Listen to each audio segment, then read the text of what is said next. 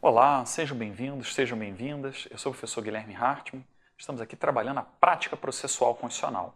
E agora chegou o momento de falar de habeas data, uma ação constitucional também de grande importância, sobretudo no processo de democratização do país, ou seja, quando tivemos aí a promulgação da Constituição Federal de 1988. Nosso objetivo aqui é tratar do assunto num viés processual, num viés prático. Qualquer dúvida que vocês tenham, deixo aqui meu Instagram, Guilherme Hartmann. Eu já me apresentei a vocês em outro momento, mas sou advogado privado, atuo há mais de 20 anos na advocacia civil empresarial, sou doutor e mestre em Direito Processual pela UERJ, professor da Universidade Federal do Rio de Janeiro, da UFRJ, e participei também dessas duas obras, Petições e Prática Civil, sexta edição da editora Ridel, um livro de prática com muitas petições, com comentários e jurisprudência, tem capítulo também sobre audiência, sustentação oral e tudo mais, inclusive investigação patrimonial, processo eletrônico, muitos temas aí que tornam um livro mais completo dentro dos que estão no mercado. E o Competência no Processo Civil, um manual sobre competência da editora Juspódio. Bom, vamos lá. Habeas data é o nosso assunto. Lei 9.507 de 97 é a lei, e ela vai atender ali o ditame do artigo 5º, inciso 67 da Constituição. Então, o habeas data é uma ação constitucional prevista no rol dos direitos e garantias fundamentais, inclusive, você sabe, é uma cláusula pétrea na forma do artigo 60, parágrafo 4º da Constituição. Bom, o habeas data, ele é relacionado a um remédio constitucional. É uma típica ação que retrata uma forma de controle de atos estatais.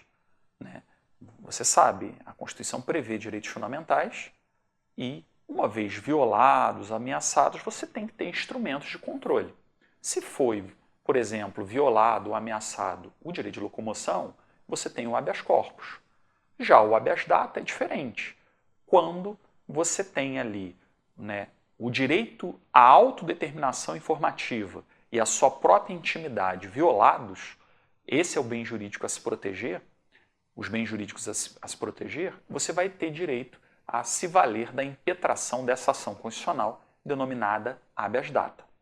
Na tradução, seria algo como apresente-me os dados, eu quero ter acesso aos dados. Isso seria a ideia do habeas data. Notem, habeas corpus, apresente-me o corpo.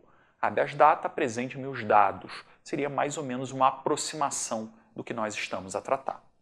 Bom, no texto constitucional, veja aqui, já separei para vocês, conceder-se habeas data, artigo 5º, inciso 67 da Constituição, para assegurar o conhecimento de informações relativas à pessoa do impetrante. Essa pessoalidade aqui já é bom a gente demarcar logo de cara. Constante de registros ou banco de dados de entidades governamentais ou de caráter público.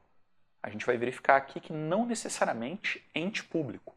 O registro é que tem que ter caráter público. Estou chamando a atenção aqui do próprio texto constitucional. Então, o objetivo aqui pode ser assegurar o conhecimento dessas informações relativas ao próprio impetrante, aquele que ajuiza a ação. Agora, também serve para a retificação dos dados. A partir do momento que você tem acesso aos respectivos dados, e você pode buscar a respectiva retificação. Então é isso que prevê a Constituição de 88 e a Lei 9.507 de 97, você está vendo aqui, é a lei de regência do habeas data. Ela, inclusive, vai fazer previsão um pouquinho até mais amplo. O artigo 7º dessa lei vai falar a possibilidade de concessão de habeas data para assegurar o conhecimento de informações, para retificar dados, e temos aqui uma tríplice função, para incluir dados, para anotação nos assentamentos do respectivo interessado. Então, vai até além da Constituição, não é só ter acesso aos dados e retificar. Às vezes você só quer incluir dados dentro daquele registro de caráter público que diga respeito à sua própria função. Por isso eu coloquei aí uma tríplice função do habeas data. A tutela aqui é do direito à autodeterminação dos seus próprios dados pessoais e, naturalmente, isso ressoa na intimidade. Eu gostaria de, então, trabalhar com vocês que a criação do habeas data ela advém ali na Constituição de 88 e nós estávamos num processo de redemocratização do país. Né? Nós tínhamos, na época, um regime ditatorial onde as notícias aí são flagrantes de situações, naturalmente, de perseguição política. Dentro dessa linha de raciocínio, trago a vocês, então, a ideia de criação do habeas data como um modo de controle desta situação. Veja bem, Luiz Roberto Barroso, nesse artigo A Viagem Redonda, habeas data, direitos constitucionais e as provas ilícitas. Do ponto de vista histórico, vai se tornando uma referência cada vez mais remota um dos grandes estigmas do regime militar ditatorial brasileiro, ao lado da violência física. Aí, negrito, que é o tópico principal aqui, a malversação de informações sobre a vida privada dos cidadãos. Esta terá sido, induvidosamente, a motivação mais imediata dos constituintes de 88 para a criação do habeas data, sendo certo que muitos deles próprios haviam sido vítimas dessa modalidade de abuso de poder. Ou seja, haviam agências secretas de informação que haviam registro de opções políticas de certas pessoas, a opção sexual de certas pessoas, ou seja, dados sensíveis da própria pessoa. E isso, na Constituição de 88, criaram um remédio para justamente buscar um certo controle dessa situação. Veja aqui um julgado de 2006 do TJ do Rio, da 8ª Câmara Civil, desembargadora Letícia de Faria Sardas, que destacou também esse ponto. O histórico de seu surgimento remonta ao período de ditadura, quando órgãos de repressão eram municiados por agências secretas de informação que funcionavam junto aos ministérios militares. E isso acabava descambando para a perseguição política. Então, trago dois registros aí, doutrinário e jurisprudencial, destacando a origem do habeas data. E é a partir daí que a gente tem que começar a trabalhar essa ação de caráter constitucional. Bom, um tópico aqui que é importante. Um julgado aqui do STJ, que é bem didático, eu procuro trazer a vocês julgados que tragam ali na ementa, no seu próprio texto normativo, seu próprio texto que configura a ementa do julgado, um caráter didático, o texto do que nos importa, do que foi decidido. Porque às vezes a gente tem aquelas ementas que você não entende nada, tem que ir no inteiro teor para verificar. Bom, veja aqui que interessante. O habeas data e o sigilo, porque você quer ter acesso à informação de dados pessoais. Mas e se aquele dado está sujeito a um sigilo? Como é que fica isso? Veja, o habeas data não é meio processual idôneo para obrigar a autoridade coatora a prestar informações sobre inquérito que tramita em segredo de justiça. Se você está sendo investigado no inquérito civil, no inquérito policial, eventualmente, algumas das vezes o sigilo é fundamental para a investigação. E aí, nesse caso, o habeas data não seria o formato para quebrar esse sigilo. Veja que aqui o artigo 5º, inciso 33 da Constituição, deixa eu colocar aqui para vocês, só um minutinho, citando aqui o artigo 5º, e o inciso 33 diz: todos têm direito a receber dos órgãos públicos informações de seu interesse particular, ou de interesse coletivo ou geral, que serão prestadas no prazo da lei. A gente vai ver aqui que o mais importante no habeas data é essa parte aqui, o interesse particular. Não é para você obter informações gerais sobre outras pessoas, depois a gente vai delimitar. Agora diz aqui, ressalvado aquelas cujo sigilo seja imprescindível à segurança da sociedade e do Estado. Então você já tem a ressalva que o habeas data não será cabível para quebrar sigilo de investigação. Tá? Então é uma das balizas aqui relevantes para a gente destacar. Bom, e aí eu venho trabalhar com vocês o cabimento do habeas data, porque ele em tese seria, dentro daquele viés histórico, seria cabível para você ter acesso a um registro público que tem a sua, repito, opção política, né, sua opção sexual, sua opção relativa a algum dado sensível que é extraído aí da sua própria personalidade. Então, dentro dessa linha, se tem um registro negativo suposto, né, sobre essas questões, né, você poderia buscar esse acesso. Depois a gente vai ver que você vai buscar esse acesso mediante a via administrativa, é até requisito. Se você não tiver acesso, você vai no judiciário. O judiciário seria subsidiário, tecnicamente. E o interessante também é que depois daquela visão da democratização do país, do período de perseguição política, o habeas data, aos poucos, ele foi tendo o seu objeto ampliado ou remontado. Veja aqui essa tese de repercussão geral do Supremo, 582, de 2015. O habeas data é a garantia constitucional adequada para a obtenção pelo próprio contribuinte. Veja só, você utilizar o habeas data em matéria tributária. Dos dados concernentes ao pagamento de tributos constantes de sistema informatizado de apoio à arrecadação dos órgãos da administração fazendária dos entes estatais. Isso chegou no Supremo, o Supremo entendeu pela repercussão geral do assunto e criou uma tese por este cabimento do respectivo habeas data em matéria tributária. Você alarga e coloca uma reconfiguração do próprio cabimento dessa ação constitucional. Veja, no julgado paradigma, que eu coloco na tela a título de ilustração, coloca, né, o direito à informação do artigo 5º, inciso 33 da Constituição, fala que o recorrente requereu à Secretaria da Receita Federal Brasileira os extratos atinentes às anotações constantes dos sistemas informatizados de apoio à arrecadação federal no que tange ao pagamento de tributos federais. E veja, mas isso está coberto pelo sigilo. Não, mas espera aí, ele requeriu administrativamente a obtenção dos dados quanto à sua própria pessoa. E isso lhe foi negado. Por isso que viabilizou o habeas data. Então não é você querer ter acesso à informação de outras pessoas, informações cobertas por sigilo. Não, o habeas data é para a pessoa do impetrante. Por isso aqui foi tido como cabível, né?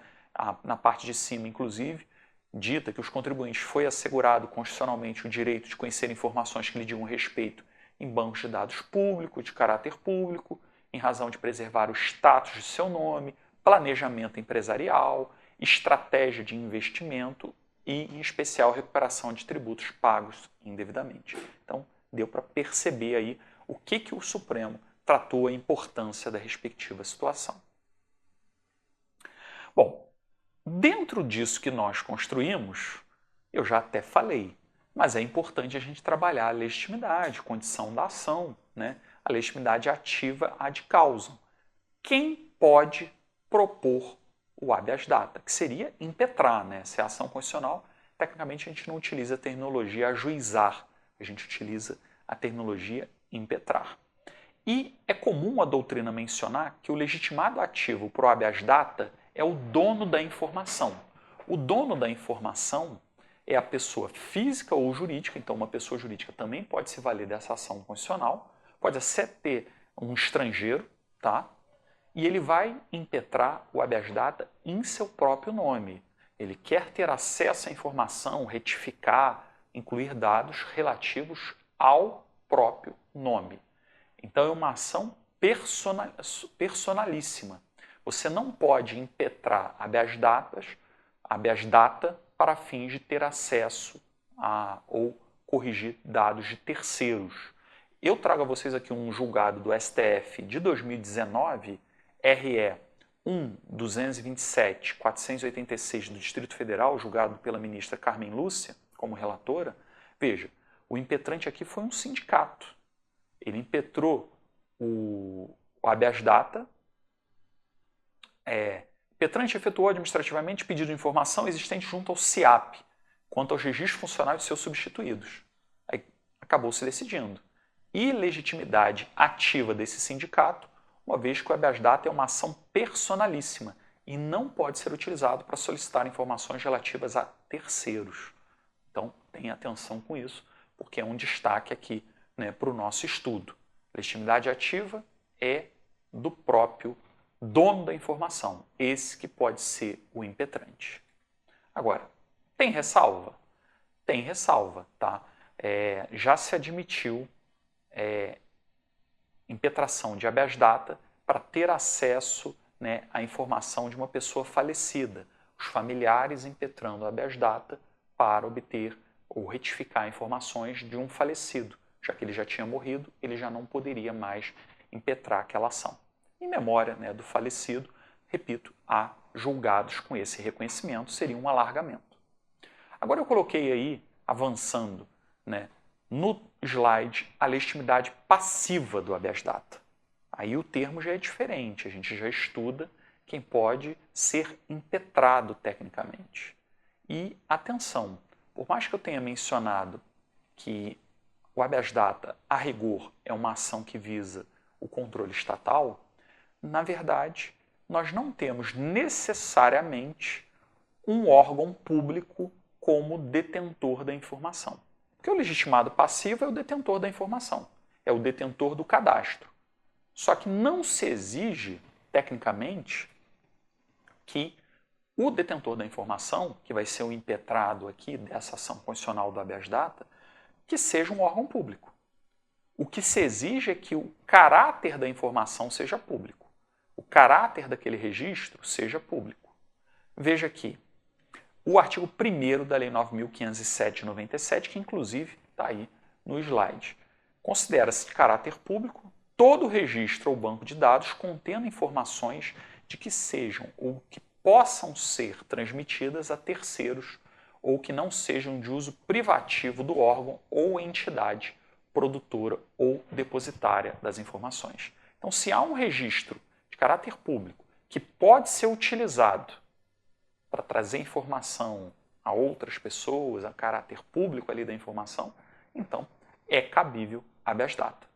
Não confunda essa situação, tá? O caráter público da informação pode chegar ao público, não necessariamente significa natureza pública do órgão detentor de informação.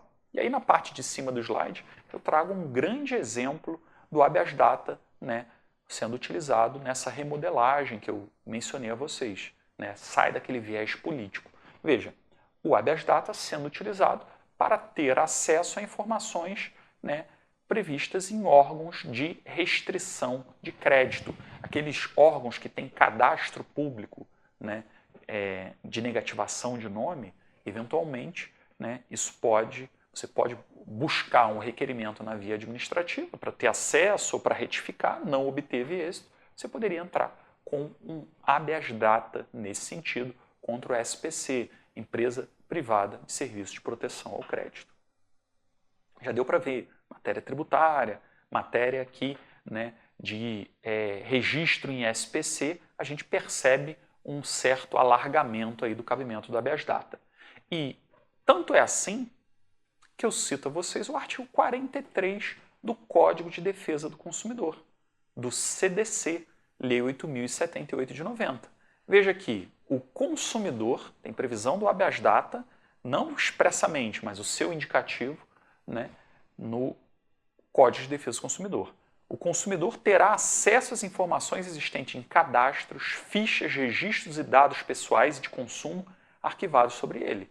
Então, por exemplo, pode uma empresa, essas empresas de departamento, por exemplo, ou até montadoras de veículo, empresas de telefonia, ter um cadastro público de um mal pagador ou uma instituição financeira.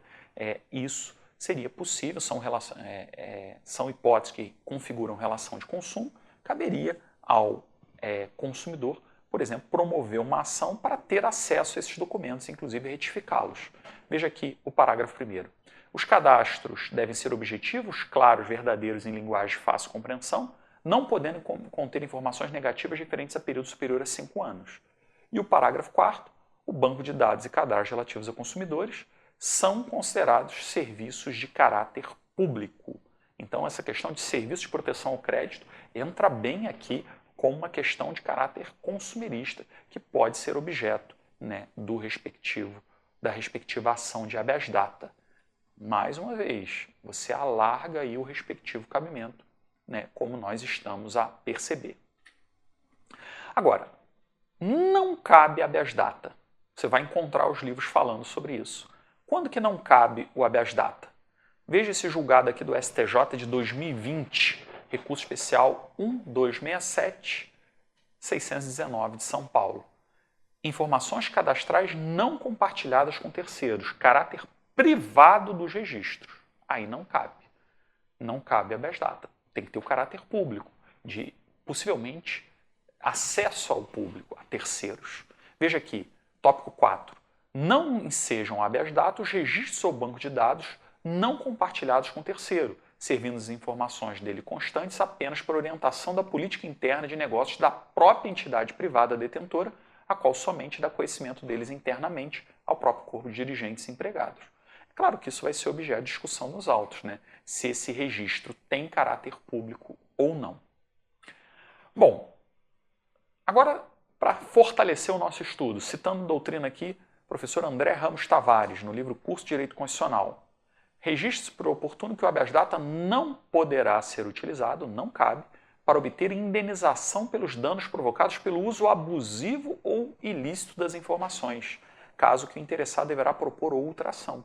Isso também aqui é muito comum para a gente não confundir. Se alguém tem aquele cadastro e utiliza de forma indevida, violando a Lei Geral de Proteção dos Dados, você quer entrar com uma ação, seria de indenizatória, uma ação indenizatória, e não um habeas data. O habeas data tem aquele escopo de ter acesso a dados e retificar, e incluir dados, mas não de obter indenização. E aí a gente permeia o respectivo cabimento.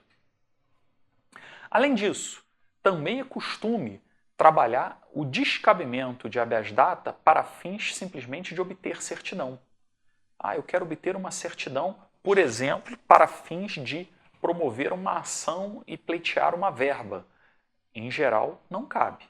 A gente viu lá em matéria tributária que o Supremo até ressalvou que seria possível entrar com habeas data, né, pelo contribuinte para obter ali, né, o direito de eventualmente repetição dos valores pagos, né, a maior. Agora, em geral, se for indagado se o habeas data poderia ser ajuizado, impetrado para fins de obter certidão, o raciocínio é negativo. A via própria seria o mandado de segurança, que inclusive é residual, como vocês estão vendo aí no artigo 5º, inciso 69 da Constituição e também no artigo 1º da Lei 12.016 de 2009, que é a lei do MS.